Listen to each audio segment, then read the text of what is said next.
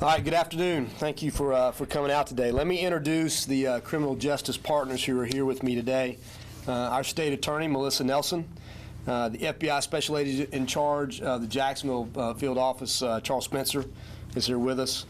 The Florida Department of Law Enforcement Special Agent Supervisor, Michelle O'Neill, and with FDLE, excuse me, Crime Lab Analyst Supervisor, Marcy Scott, as well as our investigations, Director of Investigations at Homeland Security, Director Ron Linvey. Also joining us today are members of our investigative section, specifically some of those members of our team who are involved in our homicide cold case unit. So I want to start by thanking them, cold case unit, for the hard work that they do every single day, no matter what the case is that they're working on. And for law enforcement, even when a case is deemed cold, we're always looking for new information, a tip, or an advancement in technology that furthers that investigation. These leads and these tips, which are diligently followed up on by our investigators, can lead to critical breaks in any of these cases. This is what we strive for, justice for our victims, no matter how long it takes. So today I'm announcing such a case. So I'm going to take you back to Friday, July 10th, 1998. A woman posing as a healthcare worker approached the young mother of a newborn and walked out of what was in University Medical Center with a baby and disappeared. And that baby was Kamaya Mobley. An intense and detailed and lengthy multi-agency investigation was immediately initiated and captured the attention of the city and beyond. In the 18 years since that child's abduction, we have received and followed up on more than 2,500 investigative leads and tips related to this case. And late last year, we received 2 informational leads that took us to Walterboro, South Carolina. JSO cold case detectives traveled there to follow up on those leads, and the Walterboro Police Department provided us crucial assistance, which really helped bring us all here today, and we want to thank them for their help in helping us follow up those leads. So in South Carolina, we found an 18-year-old young woman with the same date of birth, but a different name. So further investigation revealed that fraudulent documents had been used to establish that young woman's identity. And interviews with people in Walterboro supported the possibility that this young woman may in fact be Kamaya Mobley. JSO investigators obtained a DNA sample from her earlier this week. That sample was submitted to the FDLE Crime Lab for testing. And last night we received confirmation that the young woman that we contacted in South Carolina is in fact Kamaya Mobley. In the interest of reducing any further trauma to this young woman, I am not revealing her name, the name that she's lived under for all these years. And please remember that this young woman was abducted as a newborn, and she was going to need time and assistance to process all of this. So we are respecting her privacy and ask that you do the same. Early this morning in Walterboro, again, South Carolina, we and local authorities served a search warrant and an arrest warrant at the residence where she has lived. And charged with kidnapping and interference with custody is 51-year-old Gloria Williams. And we will be coordinating with Walterboro, South Carolina, as soon as we have booking photos and docket information. We'll be able to make sure that we release those and get those out to you. So this morning I met with the biological family of Kamaya here in Jacksonville, and recognizing the emotional impact to all of these victims and people involved in this case. In both cities, we coordinated victims advocates to provide services to all those involved, including Kamaya up in South Carolina.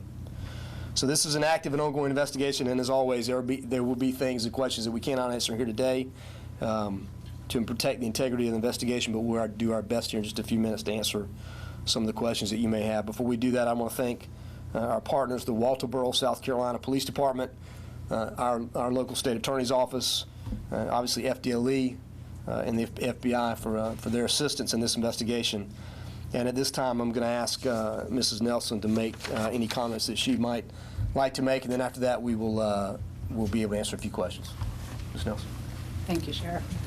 I just want to take a moment to acknowledge the dedication and the perseverance of the law enforcement professionals who have brought this case to this point, and the willingness of a citizen to come forward with information. The case is new, information is unfolding, so there's not much more that I can add to Sheriff Williams other than to say that the resources of the State Attorney's Office will be dedicated to ensuring that justice happens in this case. Thank you. Great, thank you. So with that, we'll answer a few questions. Can you discuss Yes, ma'am. Lindsay Gardner, Channel 4. Sheriff Williams, can you tell us the kind of help that Kamaya was getting? Did she seem to have a good childhood? I think a lot of folks have been very worried about her over the years. Yeah, she. I don't know about her health, but she appears to be in good health. She appears to be a normal 18-year-old young woman. So. I would imagine that's going to change dramatically. I mean, what sort of reaction did she have to the news? Well, without getting into a whole lot of detail, she had an inclination beginning probably a couple of months ago that she may have been involved in this in some way. So we were able to deliver that to her today. And again, she's taking it as well as you could imagine. But again, we have victims advocates up there. She has a lot to process. She has a lot to think about, as you can imagine. I can't even begin to comprehend it. So I really can't answer that question other than to say we're going to provide all the assistance that we can. So, Jim? What did your biological mother say today when you spoke with her? She was elated. So we spoke to the mother, the grandmother, and the father, and a couple of other close friends of the family. They were extremely excited, as you can imagine, and just, overwhelmed with emotion. Will she be coming back? I don't know.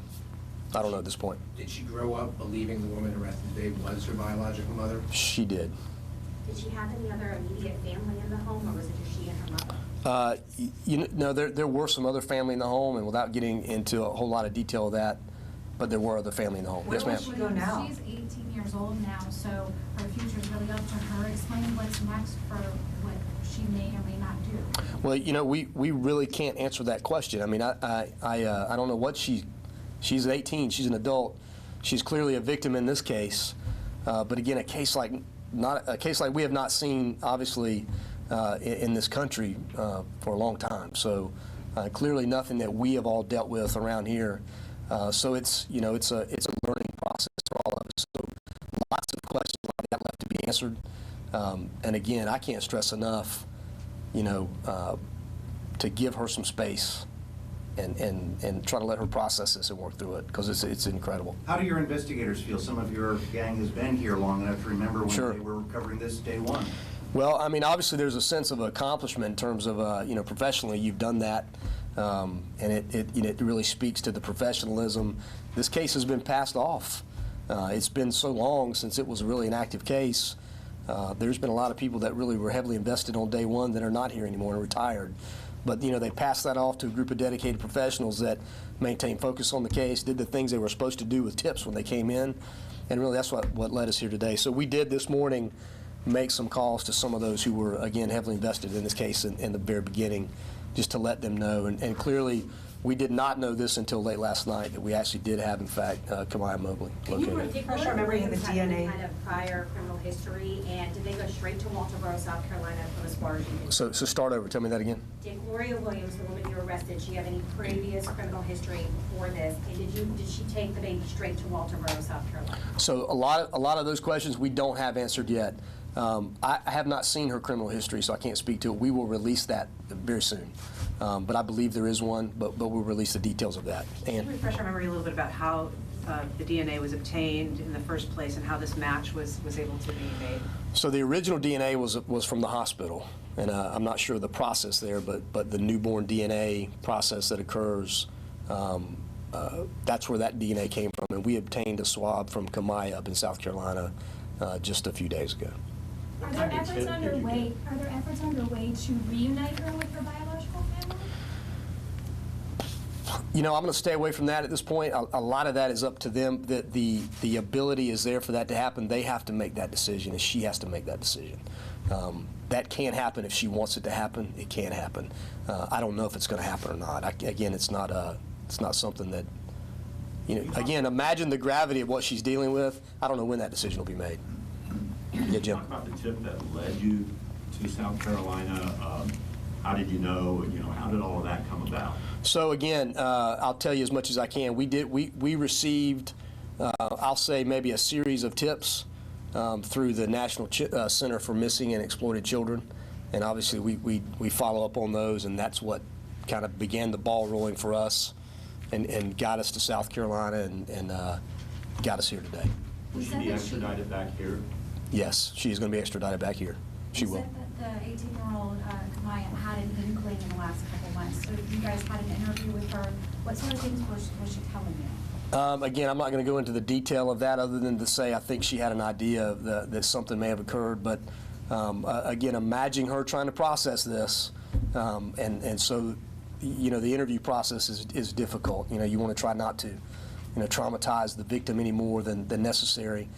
So it's been kind of a slow roll in that area up to this point. But we do believe that she did have an idea that she may have been a kidnapping victim. Does it seem that Kamaya, who the woman she believed to be her mother, had a close relationship, and was she there when the woman was arrested? She was not there when she was arrested, and we do believe, I mean, it was her mother. She believed it to be her mother for 18 years, so. Has Gloria made any statements about why specifically she took that baby from the hospital? She has not. Did she admit to taking Kamaya from the hospital? We won't talk about any of the interview process, but I don't believe that she consented to be interviewed today. Was Ms. Williams a resident of Jacksonville 18 years ago, or did she just happen to come in and decide to hang out at the old university hospital? That's a good question. So we don't believe she was a resident, but again, those are things that we're going to look into. We're not sure of ties to Jacksonville. Again, we are as early in this investigation as you can be, and it is as complicated as an investigation as you can imagine. So we are going to work on all those details. That's a piece of information that we will try to obtain, obviously. So. Are there other suspects? No, not this time. So people in Gloria's life, were they led to believe that she had been pregnant and had this baby and didn't speak with any of the extended family? Again, that's an investigative detail. We are speaking to extended family. We're speaking to as many people as we can to try to paint a picture of what may have happened 18 years ago, how that impacted the decision she made to commit the kidnapping, you know, what made her, again, you know, lots of questions left unanswered. So, but yes, we're going to look into all that. Can you What say is Williams tied to South Carolina? Is that where she's from? I'm sorry, say that again. Williams, her tie to South Carolina. Is she from Waltersboro? Yes. Can you say if the tipster was someone other than Kamaya? Yeah, we won't identify no information on the origin of the tip. Yes, sir. Kind of curious about the cold case officers that made the approach. What was going through their mind, and was there any training they had prior to making this approach that helped them out, or? Well, you know, there's a lot of training and experience helps with that as well in dealing with victims. Keep in mind that many of these investigators spend many years in homicide, so you're delivering news to family members that, you know, potentially their family member is a victim of a homicide. So they have a lot of experience in you know, delivering, you know, good and bad news sometimes to family members. So they lean on that heavily. And as far as what was going through their minds, I mean, they're professionals and they were doing their job. I'm sure as this unfolds and as they get time to sit back and reflect, they'll be able to, you know, to think about what that. But I think now really the focus has been professionally to get the job done and make sure they do, you know, do the things they need to do. In terms of to get it accomplished. The Jacksonville family, there was a time when they were less than compliant with investigators, didn't participate fully. I believe they declined to have an updated sketch done of the baby. Are you confident that they were not involved at all in this? You know, I can tell you this. I mean, think about there's a lot of reasons why they may not have cooperated fully with the investigation, and it doesn't mean that they were involved in it. So. Again, we will look at every aspect of this case. We will look at every part of it, but I wouldn't jump to the conclusion that just because they didn't agree 10 years later to continue, you know, to give us additional information that they were involved. So we don't know that. Certainly not, but are you confident that they were not involved? Listen, I can tell you this. We just found out last night that this was Kamaya Mobley, so we are in the early stages of you know, digging back into this 18-year-old investigation. And trying to cover all the bases there. Jim, you had something? Well, we've watched the age progression photos that you had. Did they seem accurate? I mean, did that help? You know, of everything I've looked at in the last couple of days, I have not looked at age progression photos, so I don't know. I haven't looked at those photos to see, but I'm sure those will be released here at some point. You can make a. Was she made aware that she has half siblings here in Jacksonville? I do not know the answer to that. Will she play a role in your investigation? Will she have to participate in questions and coming into stage and that sort of thing? There is a role that she will be asked to play in the investigation, so we'll see how that goes. Do her actual biological parents know the name she grew up with now, and if anyone contact her, is it pretty much up to Kamaya to decide? So my understanding that is an ongoing conversation. So it obviously is up to Kamaya. She's an adult, so and we'll see what happens with that. So. Did you say anything about the role FDLE and the FBI played in this? Obviously, you're having a little bit unsure as to what they. So the FBI from the very beginning of this case 18 years ago was a key partner in the investigation, and will be moving forward. The U.S. Attorney may play a role in this case at some point. FDLE, without their crime lab services that we use, obviously in a variety of cases, we would not have been able to be standing here before you today. I would not have come before you today to say that we located Kamaya Mobley. We did it with their, with their help and their expertise in DNA. That's why they're involved today. Back in 1998, was Gloria Williams ever on a suspect list or ever one of your suspects back in the initial investigation? I know that there was just sketches of the person. I would say no, but I'm not completely sure about that as I stand here before you today. We have all that information. I just don't have it for you here today. My initial gut is that no, she wasn't, but we'll dig into that. Can you tell us about Gloria Williams as a citizen in South Carolina? Does she have a job? Is she around children often? I don't know the answer to that at this point either. So, again, very early stages. We wanted to bring this to you. The biggest piece of news we have today is that we have located Kamaya Mobley. So all these are great questions, same questions we have. So it's going to take us a while to dig through all the information and find that out, but we will absolutely find that out. Would you ask the state attorney a few questions about Sure. some charges that Ms. Williams is facing?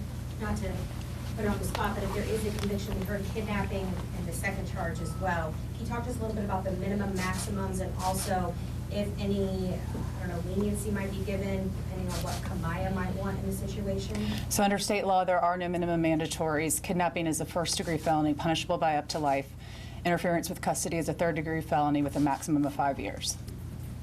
Now, would you at all take into consideration what the victim may want in this case? We have obviously not met with Kamaya yet, and right now, as the sheriff said, it's very, very early. What about Kamaya's family? Will they play a role in how you go forward with, how you're trying to? We met this morning with the sheriff with Kamaya's biological parents, both her mother and her father, and we promised that we would be committed to holding their hand through this process, communicating with them every step of the way, letting them know what to expect, and answering every question they have. With respect to the support system in place for Kamaya now, because, as you've mentioned, getting in touch with her biological family is her decision, but the support network she's built for 18 years, maybe she's now casting a doubt on as well. Can you talk about, I guess, just what's being offered for her at this point in terms of support? Do you want to take that or do you Yeah, want me to? I'll take that. I think so. It's going to be up to her as to what she what she needs. So what we provided today is a victim's advocate who really is a conduit to a variety of services. So we're not quite sure until they spend time together today what it is that she may need. So, but again, with great cooperation from the agency in South Carolina and Walterboro, we've been able to provide that. So we'll have to wait and see. Can you tell us about how she was? Ms. Williams zoomed in on Kamaya's mother. We know her mother was very young, but do we know at all how she was able to hold in on this family? No, hopefully we'll find that out in the course of interviews and during the rest of the investigation. Was the mother arrested at her house this morning? Can you tell us a little bit how that transpired? The JSO detectives and the Walterboro, South Carolina Police Department arrested her at her home this morning. And the girl was pursuant to an arrest warrant. Kamaya was not there. Thank you all. Thank you so much. We appreciate it.